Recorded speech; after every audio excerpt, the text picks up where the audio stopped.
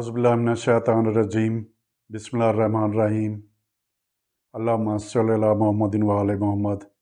अस्सलाम वालेकुम नाज़रीन, सुप्रीम कोर्ट और प्रेसिडेंट साहब ने और इलेक्शन कमीशन ने 8 फरवरी की तारीख़ इलेक्शन के लिए फ़ाइनल कर दिया है। तो लिहाजा आज मेरी वीडियो का टॉपिक 8 फरवरी 2024 के इलेक्शन है कि क्या ये इलेक्शन पाकिस्तान के लिए बेहतर होंगे और पाकिस्तान के अवाम पर इस इलेक्शन के क्या असरात होंगे, ख़ास तौर पर हमारी मईशत पर और महंगाई पर, और क्या आम लोगों को इन इलेक्शन के बाद कोई फ़ायदे होंगे या नहीं होंगे, और क्या इलेक्शन फ्री और फेयर होंगे या फिक्स्ड इलेक्शन होंगे। इसी तरह के कई और सवालों के जवाब मैं आज की वीडियो में देने की कोशिश करूँगा। नाज़रीन, आज मैं उन लोगों का बहुत शुक्रिया अदा करना चाहूँगा जिन्होंने मेरे चैनल को सब्सक्राइब किया है और जो मेरी वीडियोस को लाइक करते हैं और जो मेरी वीडियोस के बारे में अच्छे कमेंट्स देते हैं, तो आप लोगों का बड़ा शुक्रिया। नाज़रीन, पिछले 1.5-2 साल में शायद ही कोई इक्का दुक्का ही पाकिस्तानियों को कोई अच्छी खबर मिली होगी। 8 फरवरी के ज़ायचे की सबसे अच्छी बात जो मुझे नज़र आती है वो ये है कि इस इलेक्शन के बाद मईशत में यकीनन बेहतरी होगी और आम लोगों को रोज़गार मिलेगा, और इसके अलावा महंगाई भी किसी हद तक कम हो सकती है। लेकिन ये ज़रूरी नहीं है कि ये इलेक्शन के फ़ौरन बाद हो, बल्कि ज़्यादातर इम्कान ये है कि ये उस इलेक्शन के चंद माह बाद ऐसी सूरत हाल होगी और 2024, 2022 और 23 के मुकाबले में यकीनन एक बेहतर साल होगा, और इस इलेक्शन का अवाम और पाकिस्तान की मईशत पर एक बेहतर असर होना चाहिए। नाज़रीन, अब मैं आपको 8 फरवरी 2024 का ज़ायचा दिखाता हूँ और उसकी रोशनी में इलेक्शन के बाद के हालात व वाक़यात प्रेडिक्ट करने की कोशिश करता हूँ। ये आप देखिए, ये इलेक्शन के दिन का हॉरोस्कोप है और पाइसिस राइज कर रहा है इस्लामाबाद में 9 बजे सुबह 8 फरवरी को, और पाइसिस का मालिक मुश्तरी दूसरे घर में है, जो कि रुपए पैसे के हिसाब से और मईशत के हिसाब से एक बड़ी अच्छी इंडिकेशन है।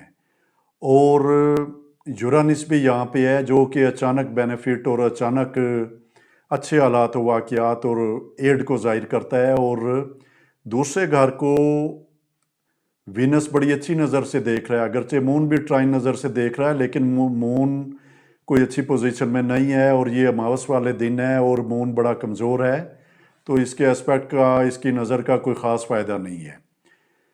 दूसरे घर को सैटर्न भी देख रहा है अपनी तीसरे घर की नज़र से। ये मईशत में स्टेबिलिटी लाएगा, अगरचे उसकी बेहतरी आहिस्ता आहिस्ता होगी, लेकिन ये स्टेबिलिटी लाएगा, और ऐसा कोई इम्कान नहीं होगा आइंदा कि पाकिस्तान कोई दिवालिये की तरफ चला जाए या दिवालिया हो जाए। और ये आम लोगों के लिए बड़ी अच्छी बात है कि रोज़गार के मौके मिलेंगे और उनकी माली ज़िंदगी बेहतर होगी इलेक्शन के बाद। अब मैं दूसरे तरीके से भी बताता हूँ कि मून मरीख से कंजंक्शन में जा रहा है और 2 डिग्री दूर है। मरीख दूसरे और 9वें घर का मालिक है। इसके अलावा नेशनल चार्ट में मरीख फौज को जाहिर करता है, तो ये फौज की इन्वॉल्वमेंट मुल्क की बेहतरी के लिए, मईशत की बेहतरी के लिए मैं बात कर रहा हूँ, और आम लोगों की बेहतरी के लिए ये इनकी इन्वॉल्वमेंट जारी रखेगा। जो आर्मी की आजकल इन्वॉल्वमेंट है, इसी तरह ये इन्वॉल्वमेंट जारी रहेगी। दूसरा घर रुपए पैसे का घर है और 9वां घर फॉरेन रिलेशनशिप का घर है, और हाउस ऑफ फॉर्चून समझा जाता है, यानी खुशकिस्मती का घर समझा जाता है। तो मून का मरीख से कंजंक्शन की तरफ जाना भी मईशत में बेहतरी की तरफ और आर्मी के रोल को रिप्रेजेंट करता है। मैं अभी बाद में बताऊंगा कि एस्टेब्लिशमेंट का नेगेटिव रोल इस इलेक्शन में क्या होगा, वो भी मैं ज़रूर बताऊंगा। ये मैं आपको एक दूसरे सॉफ्टवेयर पे इलेक्शन का हारोस्कोप दिखा रहा हूँ, और ये बड़ा ही गैर मामूली हारोस्कोप है। आप देखिए कि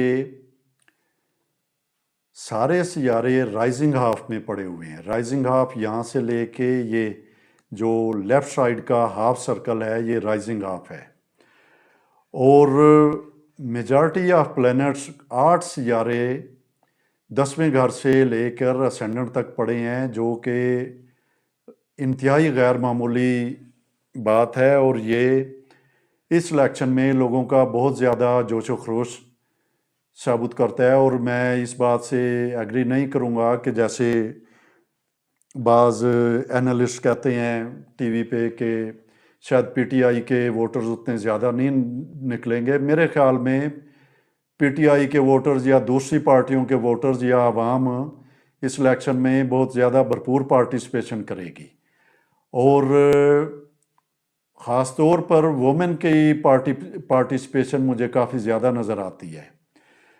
इसके अलावा अगर देखा जाए तो मरकरी बड़ी स्ट्रांग पोजीशन में है और मीडिया का रोल को बहुत ज़्यादा अहमियत दी जाएगी और इतना माजी के किसी भी इलेक्शन में मीडिया इम्पॉर्टेंट रोल नहीं प्ले किया होगा जितना इस दफ़ा के इलेक्शन में करेगा। अगरचे सुप्रीम कोर्ट ने आज मीडिया पर कुछ पाबंदियां भी लगाई हैं, लेकिन इसके बावजूद मैं ये समझता हूँ कि इलेक्शन के दिन और इलेक्शन के बाद मीडिया बहुत ज़्यादा भरपूर अपना रोल अदा करेगा।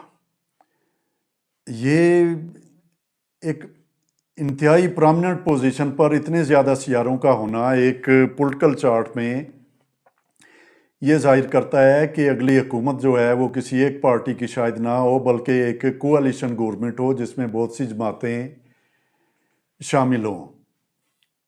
और नाजरीन, अब मैं एक बहुत ही इम्पॉर्टेंट सवाल का जवाब देना चाहूँगा कि क्या आने वाला इलेक्शन फ्री और फेयर होगा या फिक्स इलेक्शन होगा। ये देखिए, मून 30वीं डिग्री पर है और उसी दिन आधे घंटे बाद ये 11वें घर में चला जाएगा जो कि सियासत का घर है और पार्लियामेंट का घर है। मून इंतहाई कमज़ोर हालत में है। मून इलेक्शन का सिग्निफिकेटर है और मासिस का सिग्निफिकेटर है, क्योंकि ये यहाँ मरीख से कंजंक्शन में जाएगा तो ये और दूसरे ये अमावस वाले पोजीशन में है कि आखिरी दिनों में, चांद की आखिरी दिनों में मून इंतहाई कमज़ोर होता है जिसे आम ज़बान में अमावस कहते हैं। तो मुझे नहीं लगता कि इलेक्शन फ्री और फेयर होगा और मरीख से इसका कंजंक्शन ये जाहिर करता है कि इलेक्शन फिक्स होगा और अवाम के बहुत ज़्यादा एतराज़ात, क्योंकि मून अवाम को रिप्रेजेंट करता है और ये बिल्कुल अवाम को मुतमईन नहीं कर सकेगा ये इलेक्शन। और लोग इलेक्शन के दिन और इलेक्शन के बाद भी इस पर एतराज़ात करते रहेंगे कि ये इलेक्शन फेयर नहीं हुआ है। एक अहम बात मैं ये भी कहना चाहूँगा कि मून का मरीख से कंजंक्शन होना वो इस इलेक्शन में वायलेंस और दहशतगर्दी की तरफ भी इंडिकेशन देता है और सिक्योरिटी फोर्सेस को इंतहाई महतात रहने की ज़रूरत है कि इलेक्शन के दिन दहशतगर्दी और लड़ाई झगड़ा वगैरह का बचाव किया जाए। इस जांचे में सबसे ज़्यादा पावरफुल सैयारा मरीख है जो कि अपने शर्फ वाले घर में मौजूद है और 11वां घर जो पार्लियामेंट का इलेक्शन का घर है उसमें मौजूद है। तो जैसा कि आप लोगों को पता भी है और टीवी पे भी आप देखते हैं कि एस्टेब्लिशमेंट इस इलेक्शन में बहुत ज़्यादा पावरफुल रोल प्ले करेगी और इस इलेक्शन के बाद भी एस्टेब्लिशमेंट का रोल बहुत वाज़े नज़र आता है। इस मुल्क में लीडर्स को हरवाने और जितवाने का सिलसिला माजी की तरह जारी रखा जाएगा। अब शायद आपका सवाल ये हो कि क्या ये असम्बली 5 साल की मुद्दत पूरी करेगी या नहीं करेगी। तो इस हारोस्कोप के बेसिस पे इस सवाल का जवाब नहीं दिया जा सकता। उसके लिए जो उस वक्त का प्राइम मिनिस्टर होगा उसका हारोस्कोप या कम अज़ कम उस प्राइम मिनिस्टर की ओथ उठाने के हारोस्कोप की ज़रूरत होगी और वो इलेक्शन के बाद ही इस सवाल का जवाब दिया जा सकेगा कि ये आने वाली असम्बली 5 साल पूरे करेगी या नहीं पूरे करेगी। ये नाज़रीन, आपने तफसीलन सुना है कि इस जांचे के या 2024 के 8 फरवरी के इलेक्शन के पाकिस्तानियों पर क्या असरात होंगे और पाकिस्तान की सियासत पर और पाकिस्तान की मईशत पर क्या असरात होंगे। लेकिन मैं एक बात ज़रूर आपको कहना चाहूँगा कि 8 फरवरी 2024 के मुकाबले में 12 फरवरी 2024 का हारोस्कोप ज़्यादा बेहतर था और ख़ास तौर पर इमरान खान के लिए वो हारोस्कोप ज़्यादा बेहतर था। मुझे नहीं समझ आती कि ये प्रेसिडेंट साहब ने 8 फरवरी की डेट किसके कहने पर और किसके मशवरे पर दी है। دوسری بات میں یہ بھی کہنا چاہوں گا کہ میں نے ماضی میں کئی سیاستدانوں سے پہلے بھی بات کی ہے کہ پاکستان کے اسمبلی کی مدت وہ 5 سال نہیں بلکہ 4 سال ہونی چاہیے، تو یہ پاکستان کے لیے اور پاکستانیوں کے لیے زیادہ بہتر ہوگا۔ تو ناظرین، ویڈیو دیکھنے کا بہت شکریہ، تھینک یو، اللہ حافظ۔